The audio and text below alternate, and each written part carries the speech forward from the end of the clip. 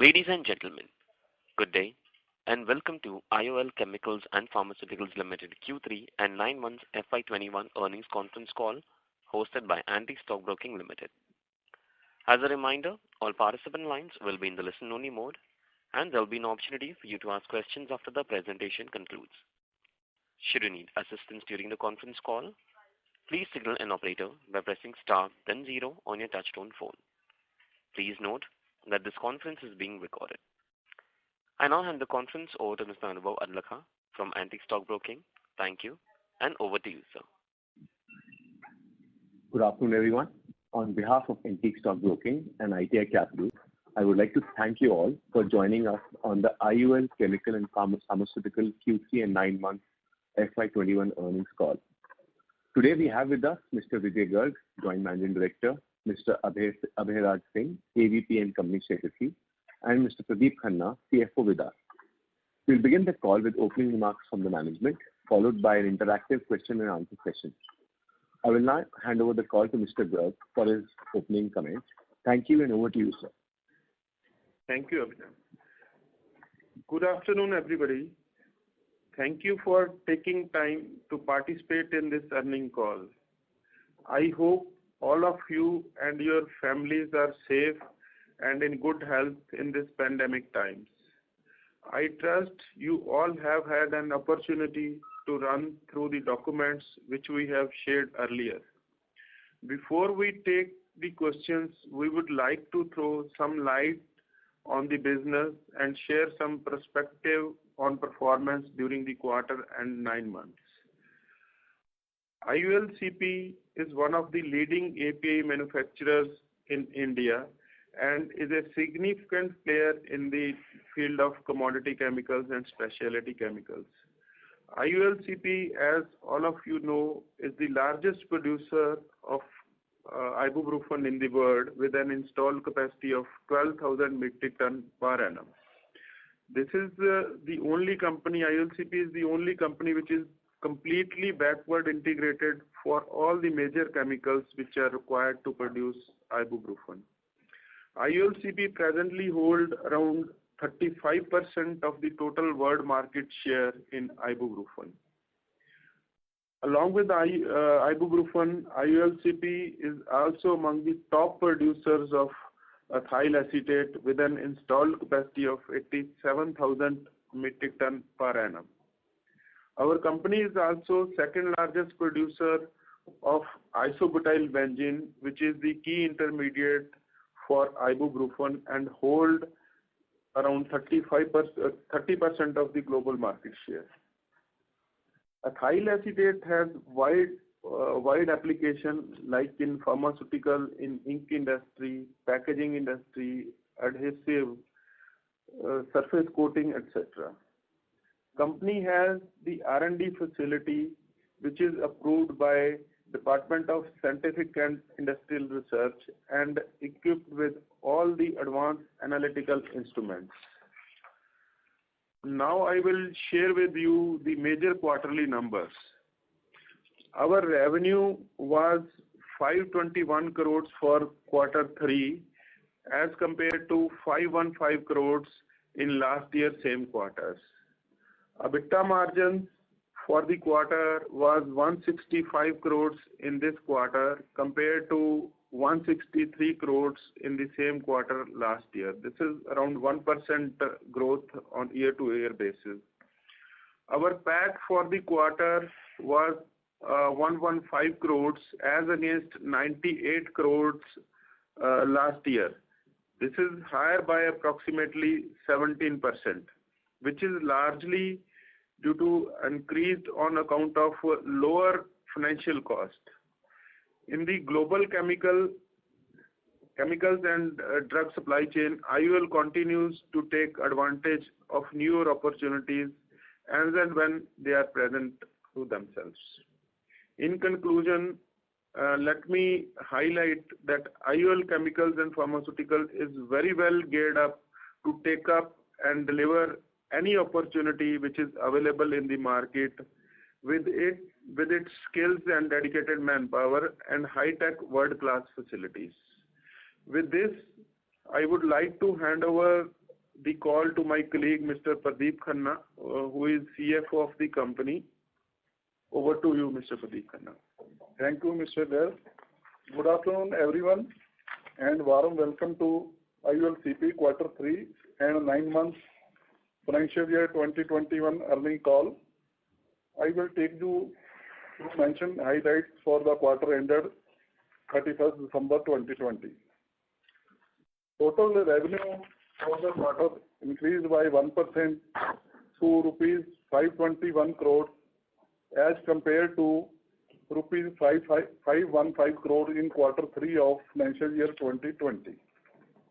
For 9 months of financial year 21, it has been higher by 4% to rupees 1525 crore as compared to rupees 1464 crore in the same period last year. Our 9 months performance has been impacted by the nationwide lockdown in the initial part of the year.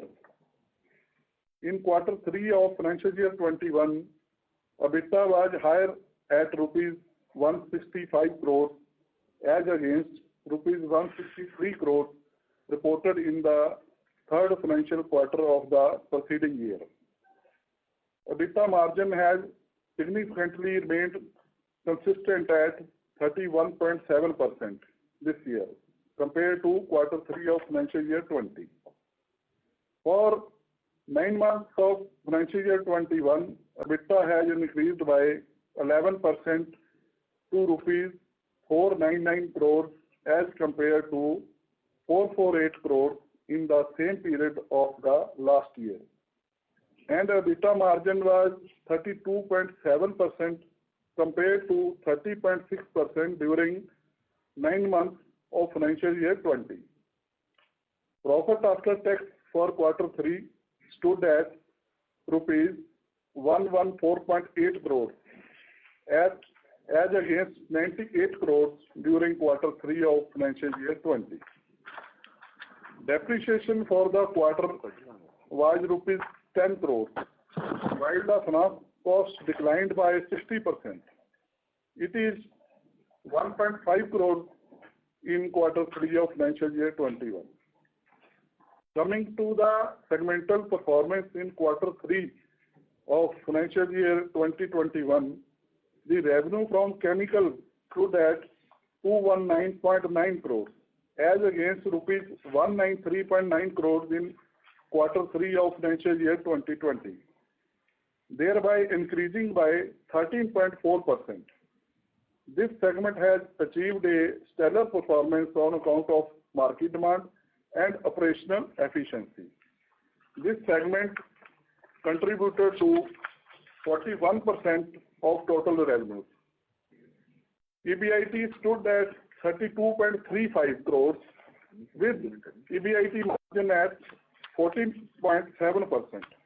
In the drug segment, the revenue came at rupees 303.7 crores in quarter 3 of financial year 2021.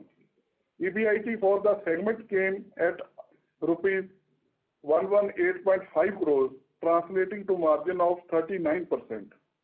The financial position of the company is stable and enjoy a very healthy liquidity position with adequate cash and bank balances. With this, I would now request the moderator to open the forum for question and answer session. Thank you. Thank you very much. We will now begin the question and answer session. Anyone who wishes to ask a question, you may press star and 1 on your touchtone telephone. If you wish to remove yourself from the question queue, you may press star and 2. Participants are requested to use handsets while asking a question. Ladies and gentlemen, we will wait for a moment while the question queue assembles. Anyone who wishes to ask a question, you may press star and 1. First question is from the line of Alankar Garude from Macquarie. Please go ahead. Hi, good afternoon everyone, and thank you for the opportunity. So my first question is if you could give some color on the current trends in ibuprofen and what would be your broad expectations over say the next 6 to 12 months, that would be helpful.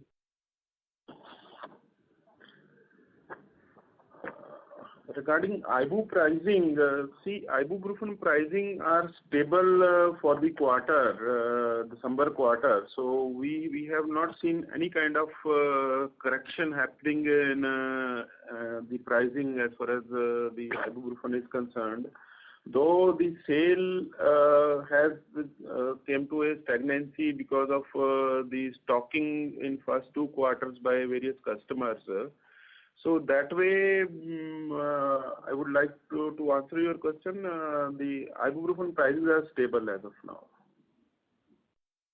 And with the gradual scale-up of BASF's facility and then even the German facility which could come on stream this year, how do you look at the supply-demand dynamics within ibuprofen, say, over the next 1 to 2 years? See, as far as BASF German facility is concerned, we have not heard from, though they have made an announcement in the past that it will come in 21, but now that there is not even a single customer is saying that they are coming up in 21, not even any announcement by the company we have heard. But yes, because of the, you can say, sales has come down because of the lockdowns. Because if you see, initially there was a lockdown in China, then in India, in Europe, US, UK. So now from last 6 months, Europe, UK and US, most of the economies are under lockdown. So that is why the sales has come to a stagnancy where, I would say not the stagnancy, it's a correction which is happening in the sales. So we don't foresee any kind of, you can say, the oversupply in ibuprofen in coming 1 to 2 years. Understood, sir. And so my final question is, given that we are completely backward integrated in ibuprofen, how big an advantage is it? I mean, if you could broadly quantify the benefit, it would be really helpful. See, as far as cost is concerned, definitely because we are completely backward integrated. If you see our lowest cost raw material which is going into it is like in the range of 50 to say you can say 50 to 60 rupees a kg, and our output is say around 1,000 rupees a kg. So if you see overall value addition is really high. As far as competition is concerned, our broad calculation says that our cost is lower by around you can say 15 to 20% in case of raw materials. Understood, sir. Great. That's it from my side. Thanks and all the best. Yeah. Thank you very much, sir. Thank you. The next question is from the line of Ajay Sharma from Maybank. Please go ahead. Yeah, hi. I just want to check what is the reason for the margin decline for the drug segment in Q3? The margin dropped quite a bit, and also if you could disclose what is the sales volume or the capacity utilization for ibuprofen and metformin in Q3.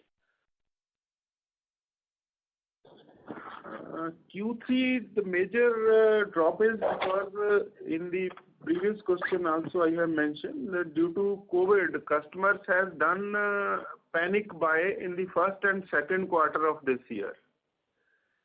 So now they are consuming their stocks.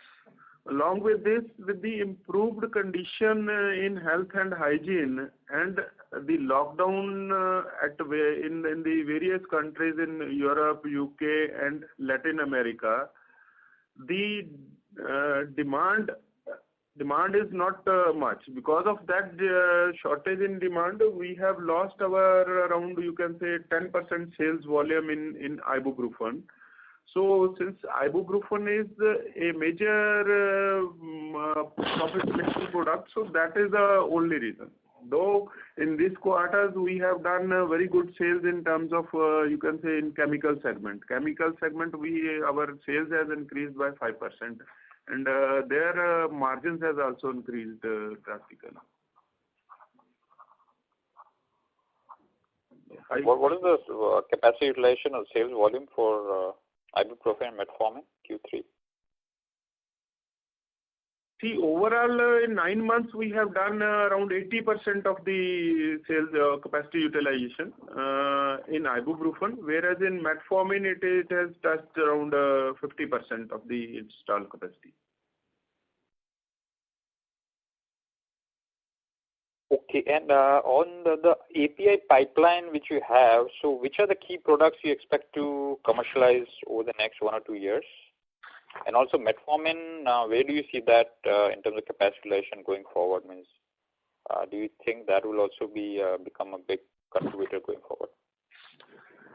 See, metformin we have already commercialized. If I can share with you, like we have metformin which is already commercialized, which has increased to the capacity of, you can say, installed capacity of 50%. The installed capacity is around 11,000 metric tons. So we have touched around 5,000 metric tons, 5,500 metric tons till this time. So, I mean, average of the 9 months. Next product, which is a growing molecule for us, is clopidogrel. Clopidogrel, we have an installed capacity of 180 tons. So this year we are targeting around 140 ton of metformin of the you can say sale, which is around, you can say, around 75 or 77 to 80% of the capacity utilization. Our next product is pantoprazole. In pantoprazole, we have an installed capacity of 180 metric ton. So about in this 180 metric ton, we already had reached to 120 metric ton of our sales. So apart from this, we have in pipeline fenofibrate, then lamotrigine, then ursodeoxycholic acid. These are the 3 more molecules which are available on the shelf. So in these also we are achieving, like fenofibrate we are doing in multi-purpose plant. So there the capacity utilization for that plant is around 90%. So these are the you can say products available, new products available with us. In totality, we have done 141 crore sales in 9 months. So we are targeting around, you can say, 180 to 200 crore sales turnover this year.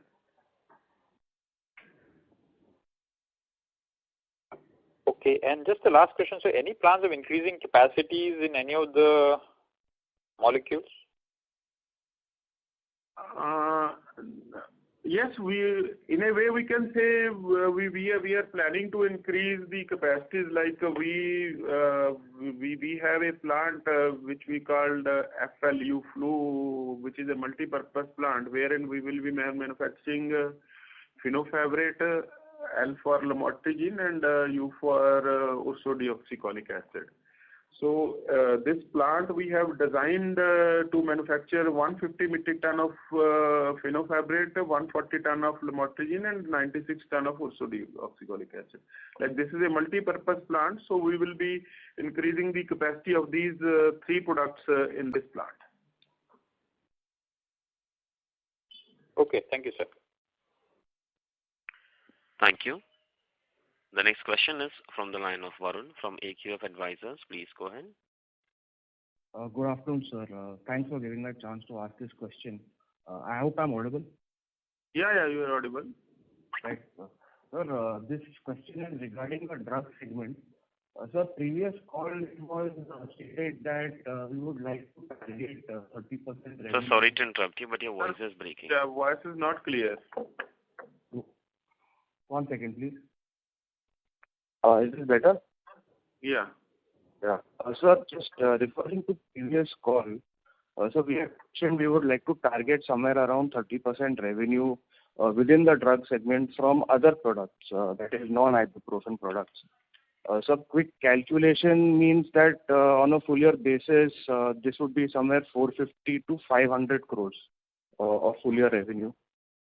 So just some clarification on when we think we can achieve this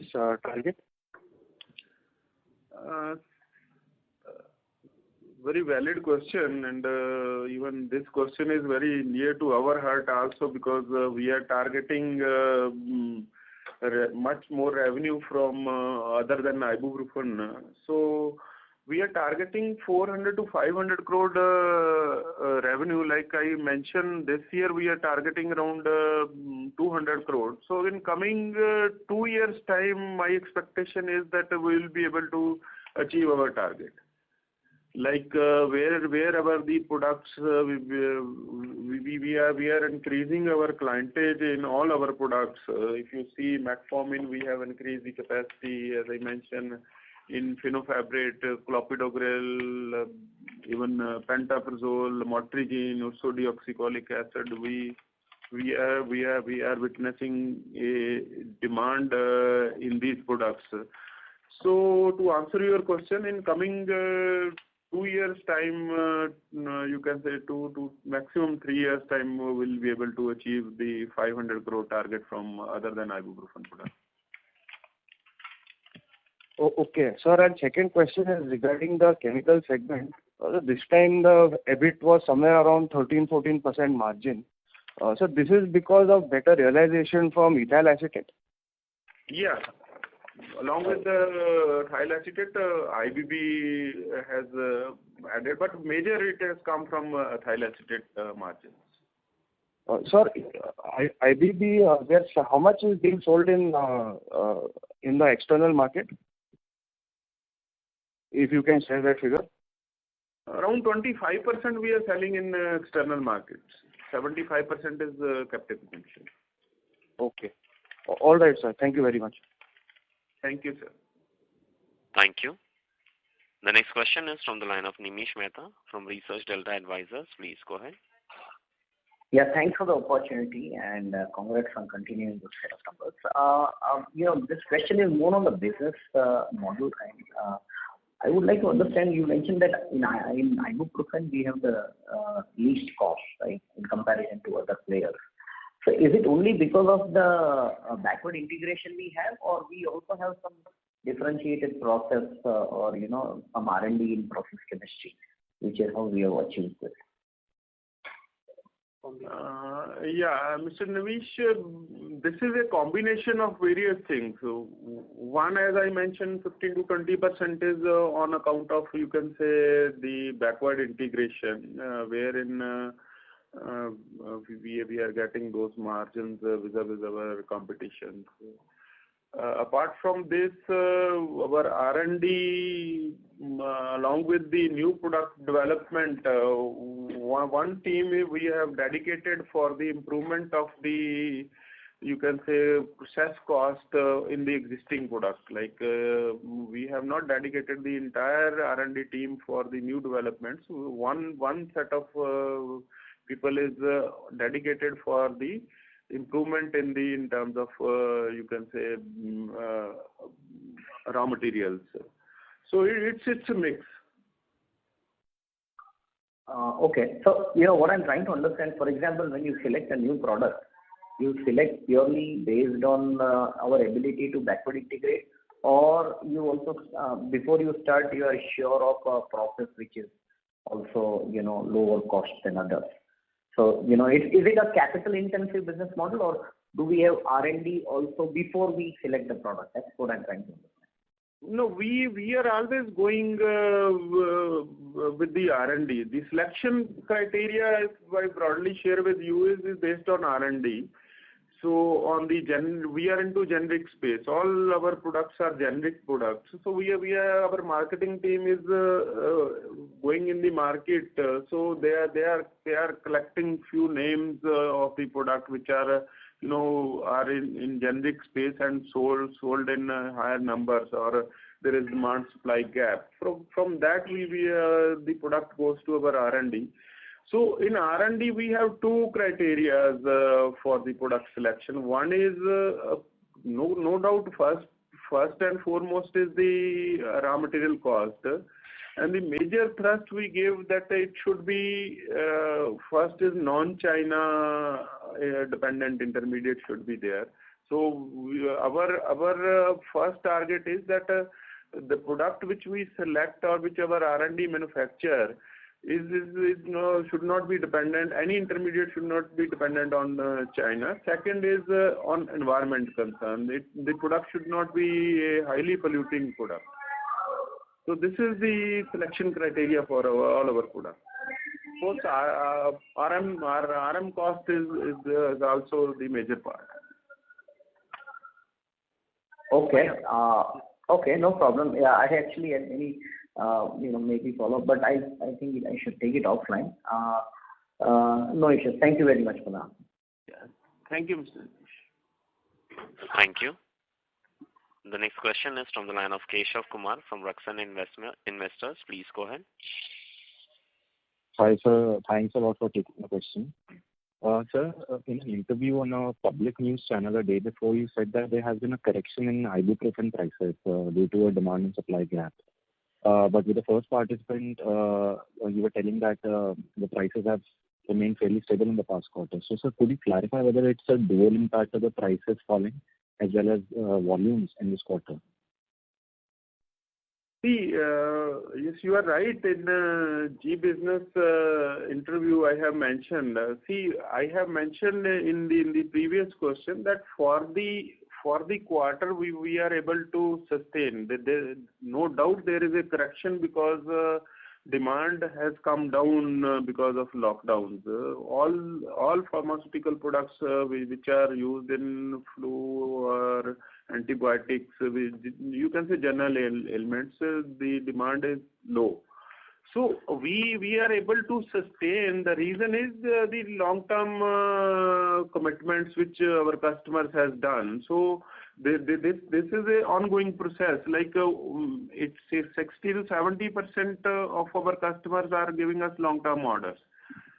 So though market there is a correction, but we are able to maintain. Okay, sir. So could you elaborate, could you give a delta between the prices that were there in Q2 and Q3? Around, you can say $1.5 to $2 delta is there, correct spot prices. Like spot company, if you see in earlier discussions also, we have mentioned, though market has touched around $18, $18.90, $18 to $20, but we were at $14 to $15. So the correction which is happening is on the spot market. So we do very less business on spot market. Most of our business is on a long-term basis. So spot market has come down to, you can say, $13, $14, which will be settled at around, say, around $12 to $13. All right, sir. Sir, I have another question. Sir, you said that you'll be commercializing gabapentin in Q1 FY22. Yes. So, sir, what would be the gestation period to go to full capacity? And also, sir, what would be your target for FY22 gabapentin revenues? See, we are targeting our gabapentin to start in, you can say, for June, July, maybe June will be able to start, June or July. So as you know, gestation period is around 1.5 years at least, because major quantities will go to the regulated market. We have already started the process, and we have few anchor customers as well. So it will take around 1.5 year to stabilize the sales. Okay, sir. So what would be your expectation in the first year? As in, how much do you think incremental revenue is coming from the new product? From, you mean to say gabapentin? Gabapentin, yes, sir. Gabapentin in first year, next year itself, we are hopeful to achieve around 30 to 40% of the installed capacity. Okay. So that will be going to the non-rec market only. Okay, all right. That will be all from me, sir. Yeah. Thank you. Thank you. The next question is from the line of Ashish from Motilal Oswal Asset Management. Please go ahead. Yeah, thanks for the opportunity. So all this ibuprofen, some of the Indian your peers are putting up capacities. Is that the reason why, do you feel that there is an excess supply of ibuprofen now in the market, and that is the reason why the prices are holding on the low side of the band? No, it is not because of the excess capacity. This is, as I mentioned, is because of the stocking done by our customers. The panic buying was done in Q1 and Q2. So now people are using the stocks. So this correction is largely because of that. See, if you see presently in pharma space, most of our sales are to the regulated customers or blue chip companies. There, all these companies will take at least, you can say 2 to 3 years. For the minimum 2 years time is the gestation period for any product to be, you can say, commercialized. Okay. So on a contractual basis, the contracts that we have with the customers, $13 to 14. In the last 5 years, what was the bottom number for this? What is the bottom pricing in the last 5 years? 5 years. If you see 5 years back, it was in the range of $9. Okay. Okay. So just playing devil's advocate here, do you feel that the prices can revert back, or something has changed on the ground which makes you believe that $13-14 could sustain? So this year, $13-14 will sustain, I mentioned, but next year the correction will happen. So our target is around $12 for the next year. Okay. Okay, this is very helpful. So on the ethyl acetate, how big is that portion for us? Because the reason why I'm asking is obviously Lakshmi Organics is one of the bigger players in the market. So is there a scope for a player like you to keep on getting and expanding this business? Yeah, all the top players like Lakshmi, Jubilant, Sumaya, and we have expanded the capacities, like 87,000 is our installed capacity. So we are targeting around further increase in the capacity. Our full-fledged target is around 120,000 metric ton. Maybe next year we will reach. Actually speaking, this is a green solvent, and the demand is increasing day by day because people are coming out of petrochemical-based solvent and are switching to the green solvents like ethyl acetate. So that way, what is the capacity addition that we are doing here? You can say 87,000 to or 90,000 to 120,000. So around 30%, 33% increase will be there. Okay. Okay. So but the margin profile or the realizations in this business could be far lower than what we are doing currently, right? If I'm not wrong, 8 to 10% is the kind of EBITDA margins in this business. This year, this quarter, rather, I would say we have touched around 17%. Whereas past, yes, you are right, it was in the range of 8 to around 8% was the number. And see, with the increased capacity, this will help our company in two manners. First is like with the increased capacity, we will be able to, negotiation power will come to us. Second is that we will be, most of the capacity expansion will be, you can say, with the very little capex. Yeah, okay. This is very helpful, sir. I would say like all the best. Thank you so much. Thank you, sir. Thank you. The next question is from the line of Sayantan from Pine Bridge Investments. Please go ahead. Thank you, sir, for the opportunity. If you could just break out how much we'll be investing in the ethyl acetate expansion, and also if you could break out how much we are investing for the gabapentin and what is the capacity we are planning there. And lastly, I had more of a suggestion. I understand we are looking for all processes which are green and cleaner and non-polluting.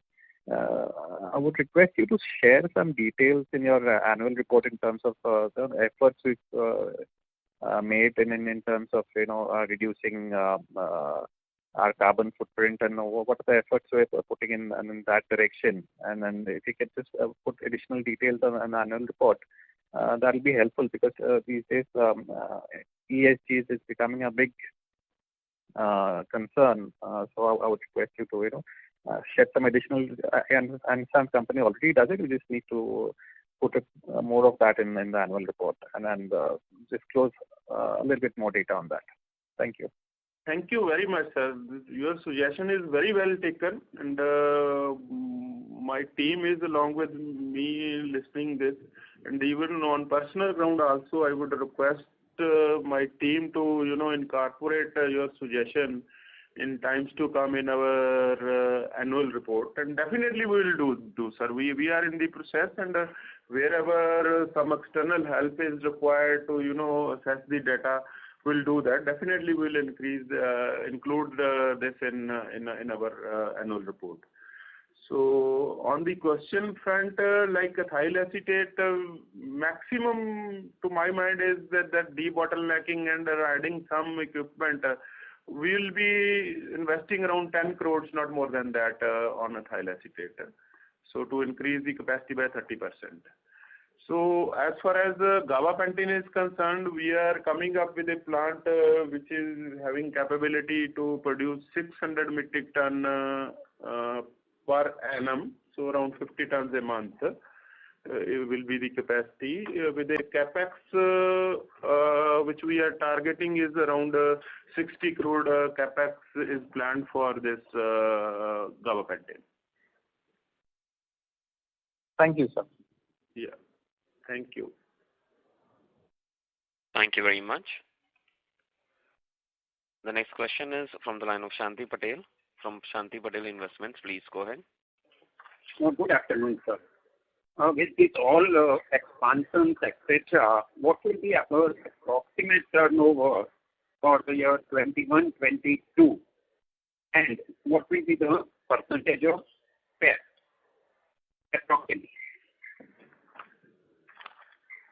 21-22, the overall turnover we are targeting around, you can say, 24 to 2500 crore will be the top line, with a PAT of around, you can say, our target is much. I cannot tell you the numbers. So it will be in the range of, you can say, 20% will be the PAT. Okay. And our debt will go up or go down in next year? No. We are a debt-free company, sir, and we will remain debt-free. So everything from internal accrual. All the expenses are going from the internal accrual, sir. Okay. Thank you very much. Thank you. Thank you. The next question is from the line of Tushar Sarda from Athena Investments. Please go ahead. Yeah, thank you for the opportunity.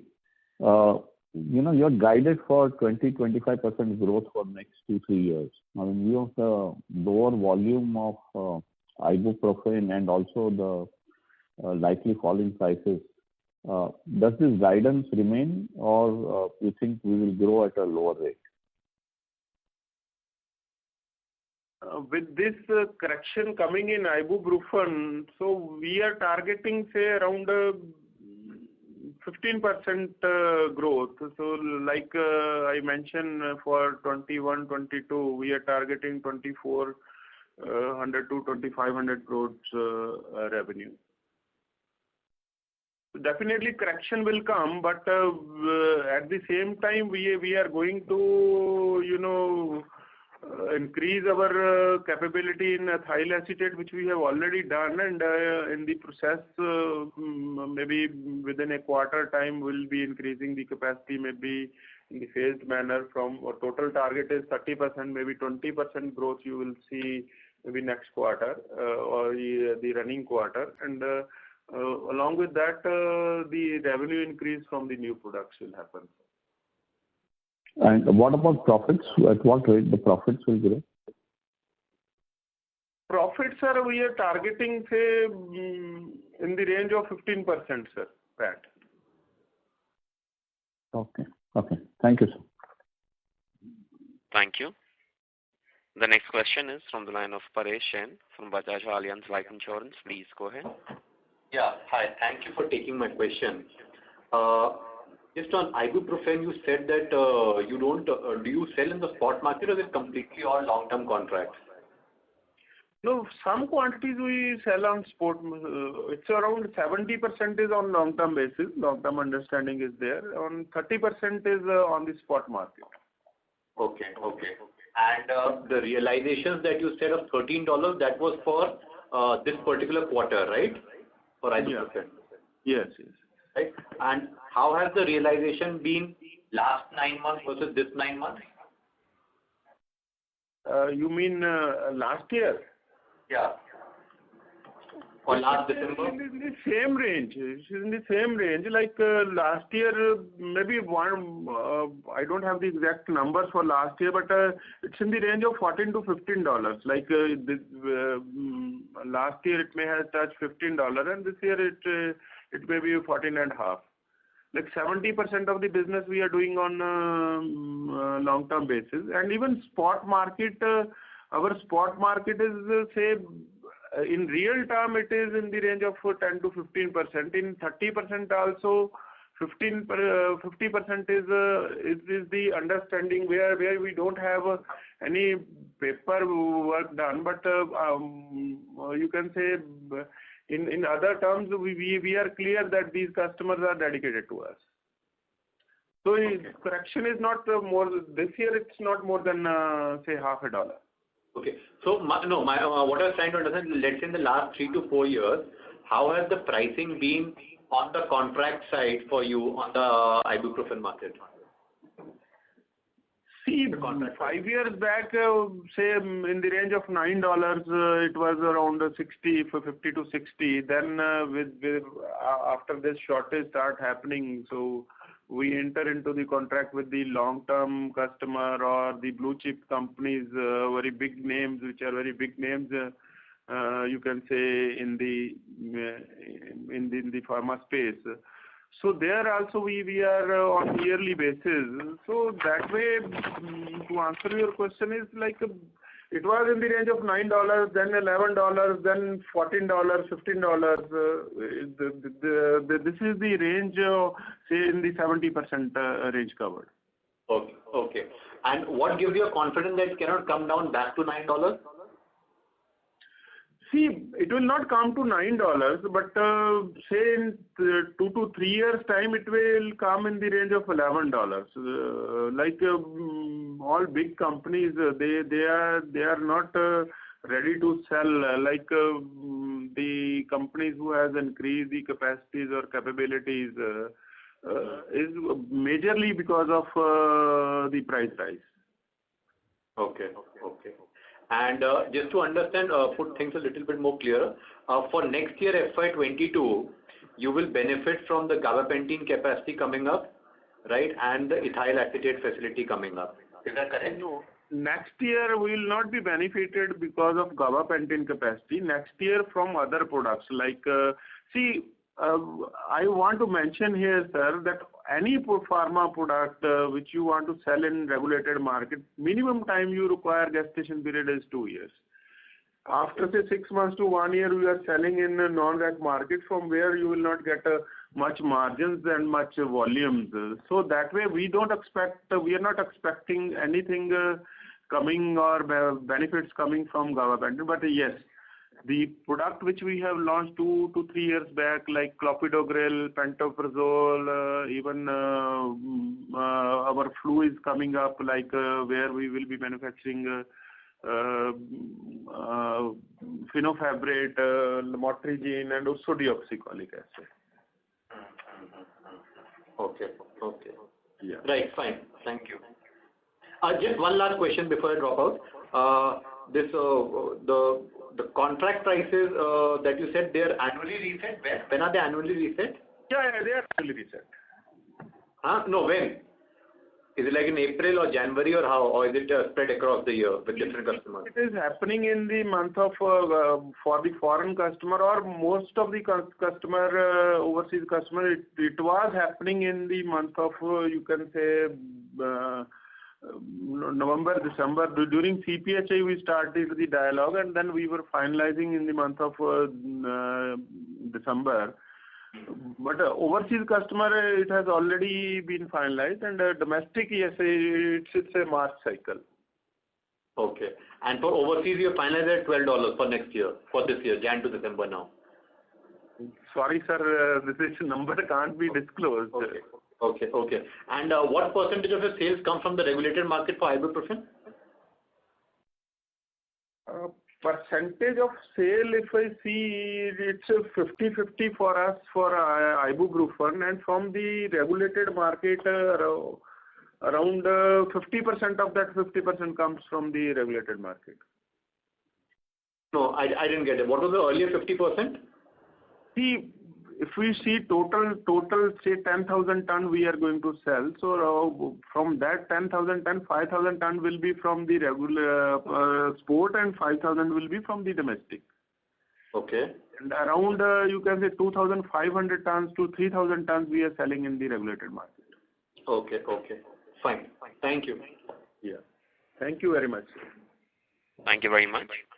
Ladies and gentlemen, you may press star and 1 to ask a question. The next question is from the line of Raj Kumar, individual investor. Please go ahead. Yeah. Hi. Thanks for giving me the opportunity. And I have most of the questions already got answered. I just have one question and one suggestion. One question is regarding the receivable days. Like currently, what is the receivable days we are having in the company? I'm not getting your question. Can you repeat, please? Sir, speak little louder. The question is regarding the receivable days. Receivable. Okay. Yeah. Average 30 days is the number, say, for the receivable. Fine.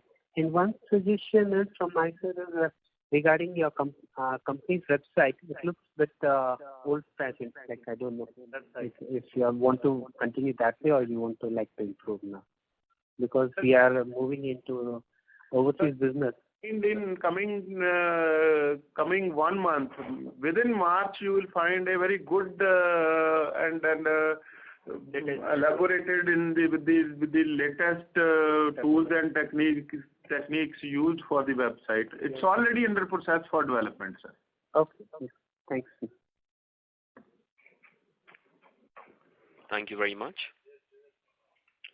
The next question is from the line of Vishal Manchanda from Nirmal Bang Institutional Equities. Please go ahead. Thanks for the opportunity. On ibuprofen, can we reach our theoretical capacity of 12,000 tons per annum?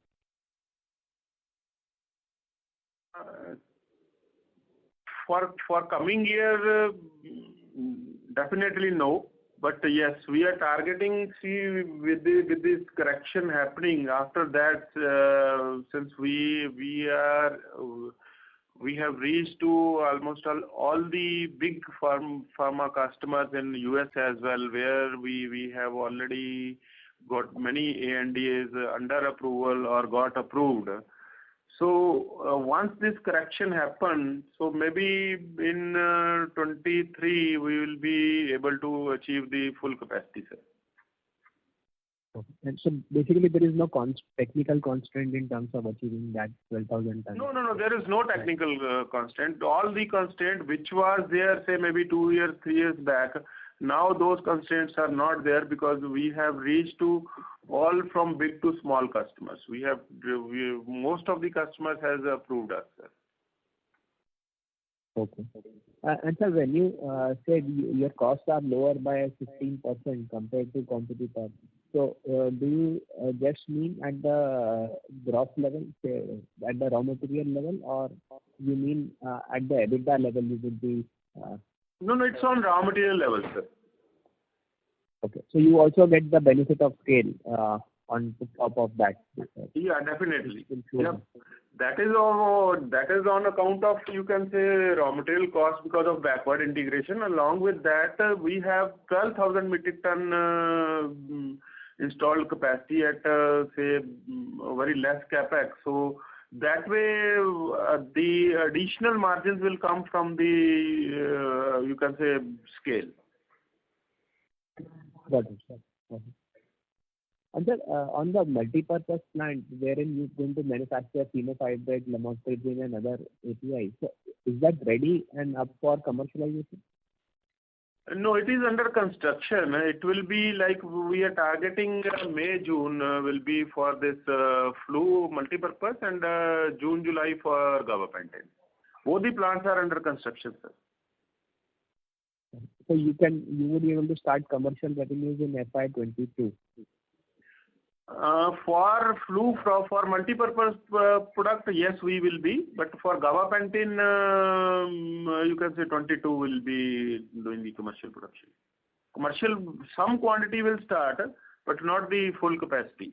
But for flu, it will be full capacity because all the products are commercial. So we have to, show just the changeover to our customers. Okay. Thank you, sir. That's all from me. Thank you. The next question is from the line of Keshav Kumar from Raksan Investors. Please go ahead. Hi, sir. Sir, there is news that BASF has resumed ibuprofen production. So, sir, has that impacted the past quarter? So, sir, is that also contributing to oversupply in the market? So BASF has started their plant maybe 9 months back.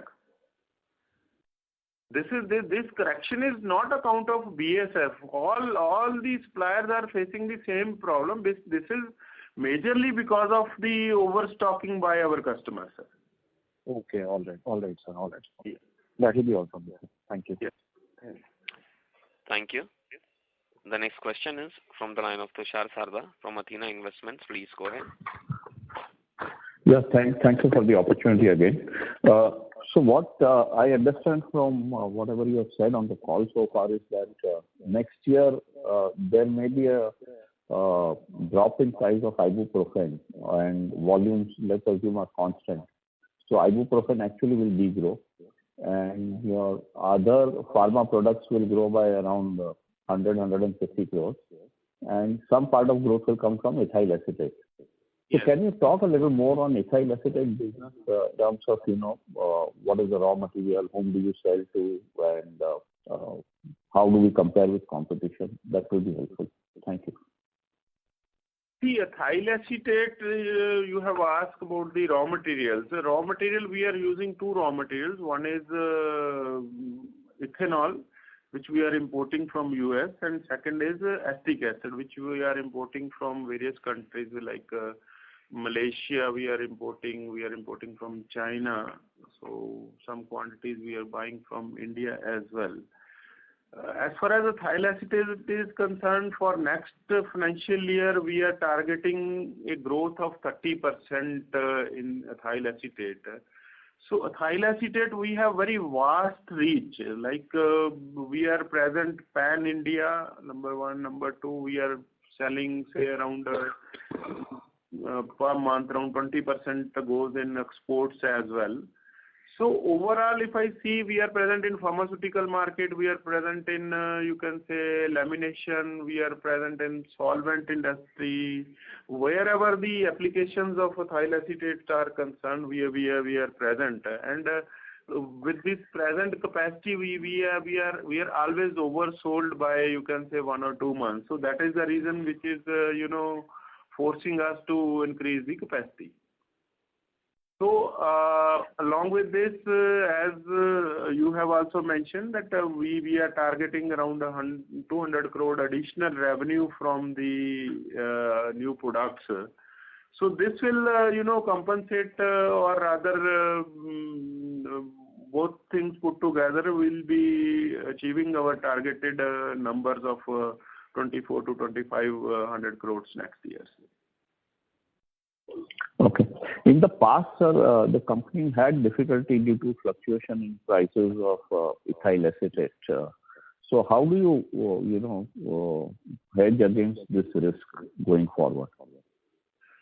Sir, in the past, what has happened was totally different from what the market or what the scenario for ethyl acetate is today. In the past, if we'll go to the history, in the past, we were totally dependent on Indian suppliers for ethanol.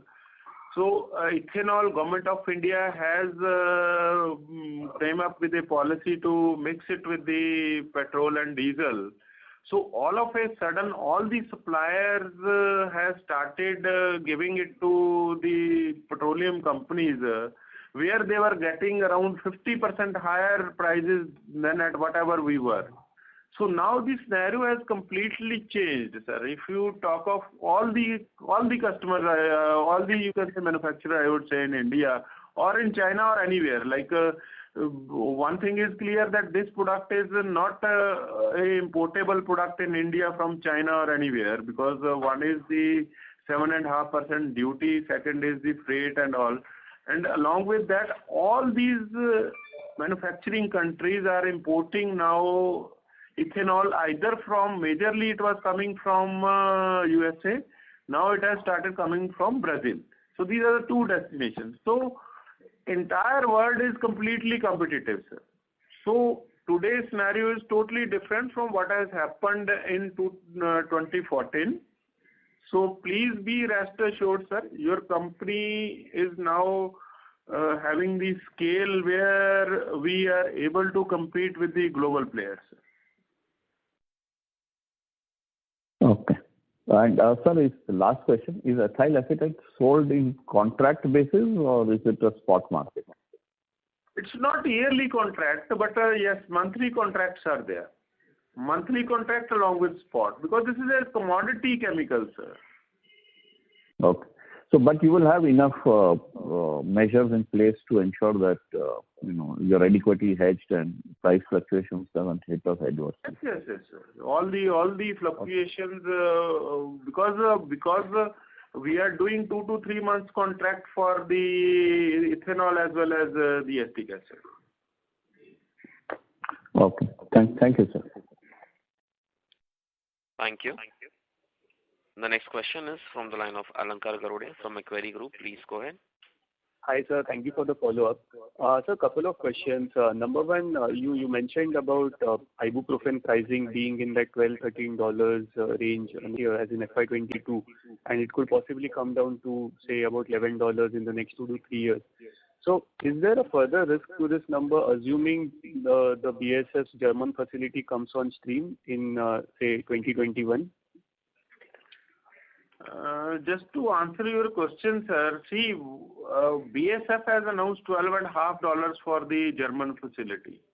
And we have not heard from anybody or from the company, say BASF, that they are coming up, when they are coming up with that facility. So I don't foresee any kind of further, correction in the prices of ibuprofen. Okay. So when you mention $11 in the next 2 to 3 years, it factors in any risk on this front, on the supply front? Sorry, can you repeat your question? So, sir, when you mention your expectation of pricing being about $11 in the next, say, 2 to 3 years, it factors in any risk coming in from higher capacity addition from any of your competitors? Yeah. Everything we have covered, sir. So we are speaking on the conservative side. Understood, sir. And just the second question is, wanted to know generally what is currently, say, the pricing differential between regulated and semi-regulated markets for ibuprofen? Around $2. Okay. And I think safer to say that given that almost 75% of our ibuprofen sales are to semi-regulated markets, if you increase the contribution of regulated markets, then possibly we could look at a slightly higher number than the numbers which you mentioned. Yes. We are, if you ask me, our focus, my entire marketing team is focusing on the export sales, sir. Or you can say regulated market. Our target is regulated market only, sir. Understood, sir. Understood. Great. Thanks and all the best. Thank you very much. The next question is from the line of Dhaval Sangvi, an individual investor. Please go ahead. Yeah, thank you for the opportunity. Sir, I have some broader question from a vision perspective. Like for next 3 years, let's assume FY24. I mean, do we anticipate doubling of the revenue, or what would be our vision? Yeah, Mr. Lankit, see, we are targeting around 20 to 25% growth on year-to-year basis.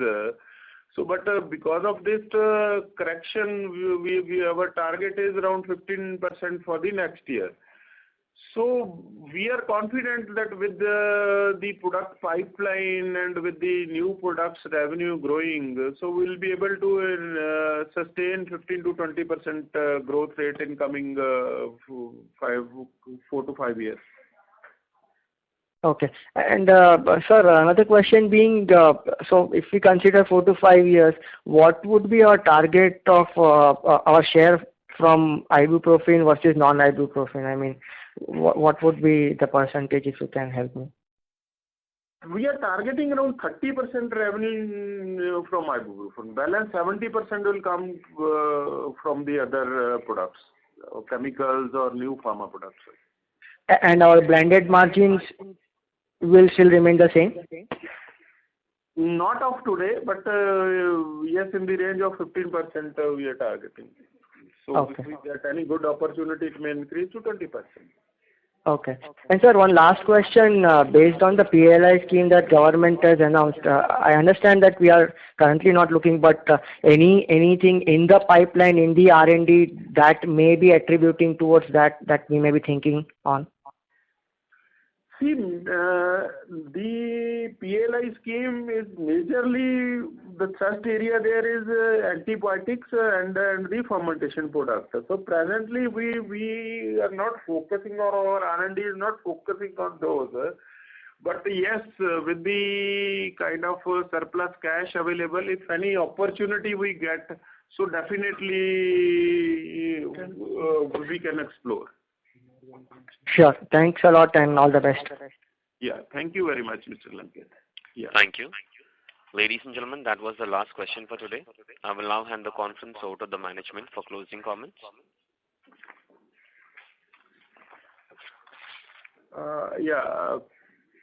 Thank you very much. We really thank all our shareholders and the consulting companies for participating in call. And I would like to thank the service provider, Richa, Arnav, and Mr. Mahajani for their help in assisting us for this conference call. Thank you very much once again, and have a great day. Thank you very much. On behalf of IOL Chemicals and Pharmaceuticals Limited and Antique Stock Broking Limited, that concludes this conference. Thank you for joining us. You may now disconnect your lines. Thank you.